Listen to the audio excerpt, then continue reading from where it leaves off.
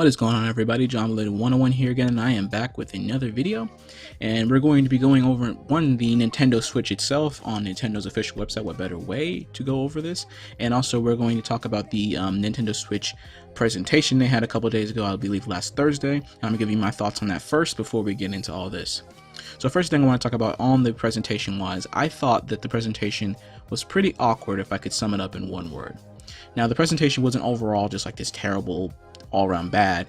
I feel like when they started showing more games, more in rapid fire, I felt like it got more entertaining, but before that it felt awkward because the guys that were talking, it might have been the translators or it could be the guys presenting, but they seemed very stoic, they seemed very bland, they seemed like very monotone, and I felt like if you're going to show off, you know, this first time you ever seen like a bunch of information about the Switch and getting actually ideas on what games they're going to be coming about and stuff and the like.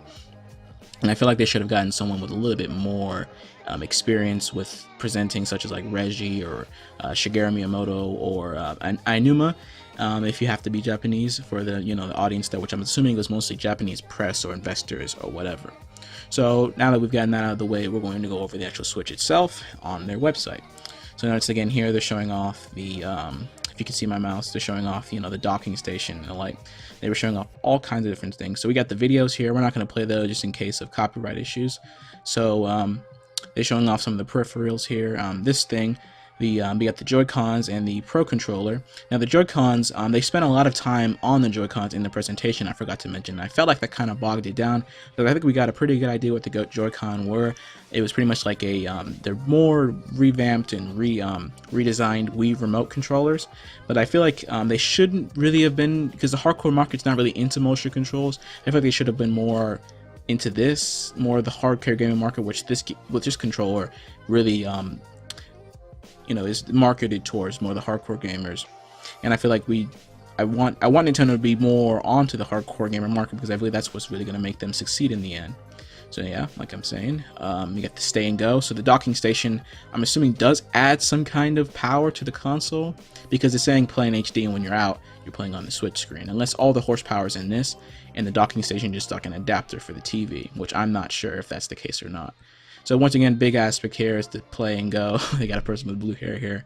Interesting. I guess it matches the headphones. But anyways, so that's the biggest aspect of the Switch. I think that's really what's going to really sell people on, is the ability. Because that one thing I think the Wii U did not have was the ability to take it like 25 feet away from your Wii U. And I feel like the Switch, this idea should have came out last generation. I believe that could have had the Wii U succeed more, because yeah, this is a great idea. It just needs it. I think it's just a generation late. But I'm still happy we're gonna get this now. So I'm gonna tell you what my ideas on the Switch and whether I'm gonna get them later and on in the video. But I'm just gonna keep on going down here.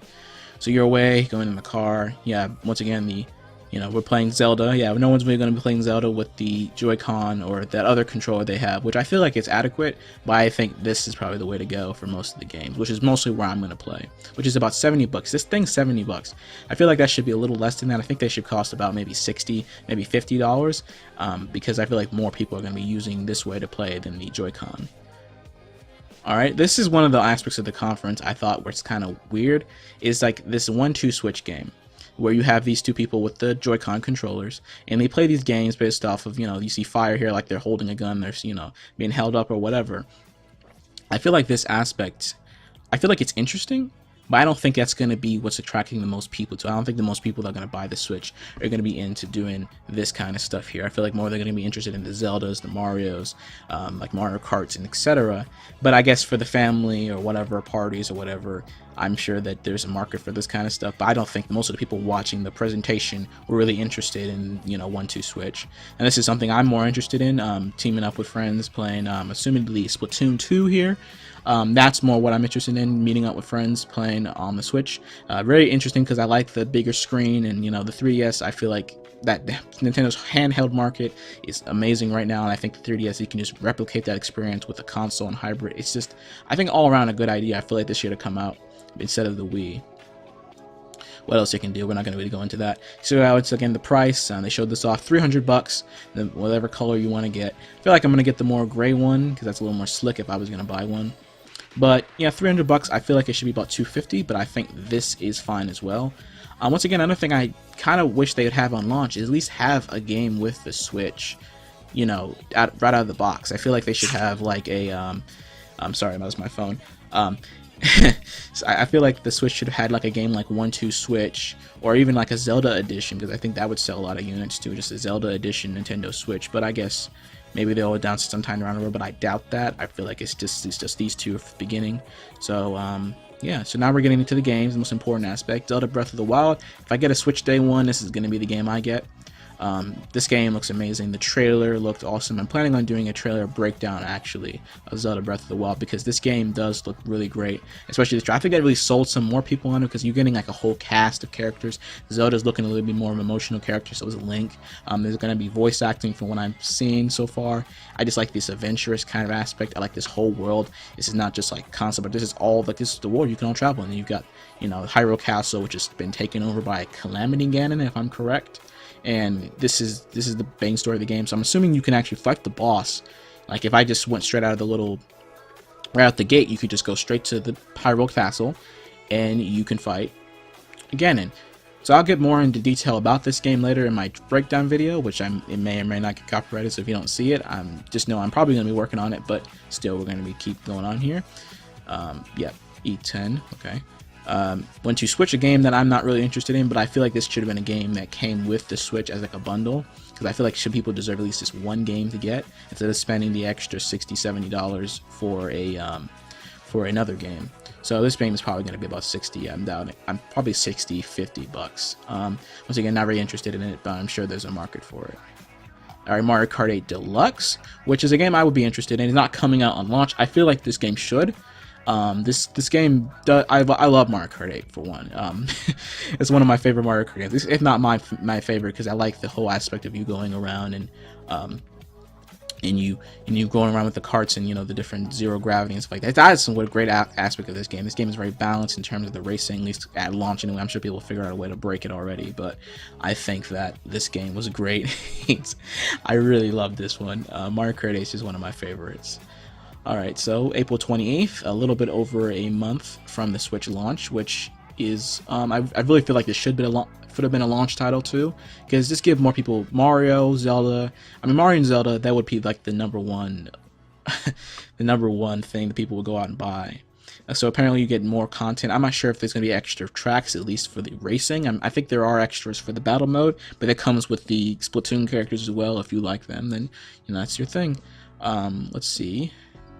Alright, so they didn't actually give us a section for Super Mario Odyssey, which this is my game that I would buy a Switch for over anything else. Mario is just my thing. Mario is my favorite, and so I would definitely buy a Switch before this game comes out. It's coming out holiday 2017, so this year. So we're getting Mario and Zelda in the same year, which is great. I think that's a pretty strong lineup if you have both of these games. I wish they weren't so far apart, but I think that's still in the first year. I think that's still fine. We have ARMS, which actually, let's click on some of this stuff, just see if they actually, yeah, so really not that much here. Let me get rid of that. Not really much here, just more improved graphics. Mario's got actual like tufts of hair now. He's got a little hat thing. I'm not going to go over the trail, once again, copyright issues. Sandbox style gameplay. So since Super Mario 64 and Sunshine, so I think that's what people have been really asking for since the beginning. So I think that's good for them to kind of, you know, go to that market. So that's pretty much it on that one. Let's go back. Let us go back. I'm sorry, I have to go back out of full screen. Then we got to go back. All right, we'll go back. All right, so we have ARMS. Let's look on that one because I'm sure there's more information on that. So there's another game, I believe, is this one? I think this might be launch title. No, it's not actually. I feel like this should have been another launch title. The only problem with this ARMS game, once again, it's on the motion control things, and a lot of people, like I said, a lot of hardcore gamers, I think are really going to cause most of Nintendo to succeed in this matter. I feel like motion control is probably not the best idea here. And another thing is that I feel like if this game was a Punch-Out game instead of the springy kind of ARMS game, I feel like that would make have the game better succeed, because we haven't had a really dedicated Punch-Out game since the Wii. So I'm thinking that we should have gotten a full-fledged new Punch-Out game for the Switch, have it be on launch. So in that case, if we had Mario, I mean, it's not Mario, but Zelda, we had Mario Kart, and we had Punch-Out, I think that's a pretty strong. I think that would encourage more people to buy the Switch, because people actually really do like Punch-Out. So really not much of this here. Like I said, it's based around these spring things with the motion control and the Joy-Con controllers. Not really anything here. 2 players. Wish it was online. Is it? I'm not sure.